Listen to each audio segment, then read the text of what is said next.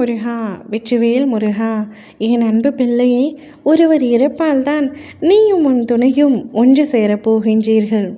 பிரிந்திருக்கும் நீங்கள் இருவருமே மீண்டும் ஒன்று சேர்வதற்கு ஒரு இறப்பு காரணமாக இருக்கப் போகின்றது. அந்த சம்பவம் இன்னும் 8 நாட்களில் நடந்துவிடும். அப்படியென்றால் உன் துணையை நீ சந்திப்பதற்கும் பேசுவதற்கும் அவருடன் ஒன்றாக இணைந்து வாழ்வதற்கும் இன்னும் 8 நாட்கள் மட்டுமே மீதமுள்ளது. அந்த 8 நாட்களுக்காக காத்து கொண்டிரு. எப்படியப்பா இது சாத்தியம்? என் துணை என்னை வேண்டாம் என்று தூக்கி எறிந்து சென்று விட்டார். நானும் அவரும் பேசி நீண்ட நாட்கள் ஆகின்றன. அவர் என் முகத்தை கூட பார்க்க விரும்பவில்லை, உன் குரலை கூட கேட்க விரும்பவில்லை என்று கூறி என்னை திட்டி என்னிடத்திலிருந்து பிரிந்து சென்று விட்டார்.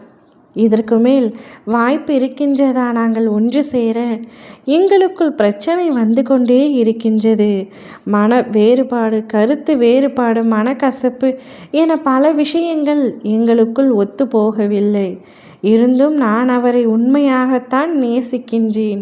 அவரும் என்னை ஒரு கட்டத்தில் உண்மையாகத்தான் நேசித்தார்.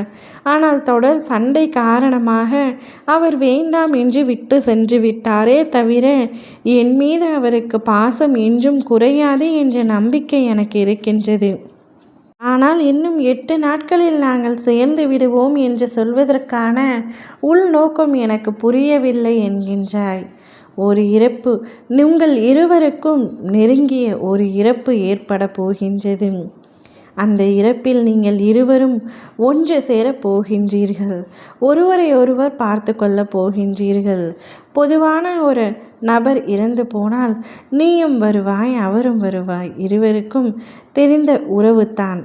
அந்த உறவின் பொழுது நீங்கள் இருவரை பற்றியும் அக்கம் பக்கத்தினர் அனைவரும் தவறாக பேசும் பொழுது அப்படியெல்லாம் இல்லை, நாங்கள் ஒன்றாகத்தான் இருக்கின்றோம் என்று கூறப்போகின்றீர்கள்.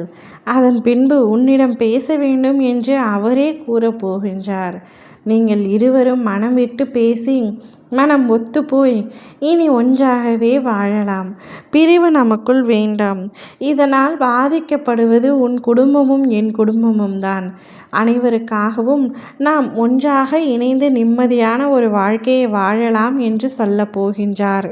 உன்னை பார்த்துவிட்டால் அவருக்கு கோபமெல்லாம் பறந்துவிடும் என்று ஏற்கனவே பலமுறை உன்னிடத்தில் கூறியிருக்கின்றார்.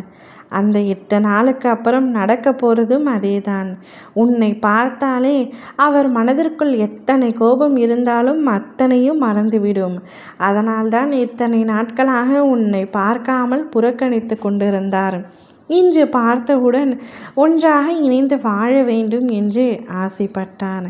நீங்கள் இருவரும் ஒன்றாக இணைந்து சந்தோஷமாக நீண்ட நெடுகாலம் ஒன்றாக இணைந்து வாழ வேண்டும் என்பதுதான் உன் அப்பாவின் ஆசையும். இன்னி 8 நாட்களில் நான் சொல்வது அனைத்தும் உங்களுடைய வாழ்க்கையில் நிச்சயம் நடைபெறும். ஓம் முருகா வெற்றிவேல் முருகா.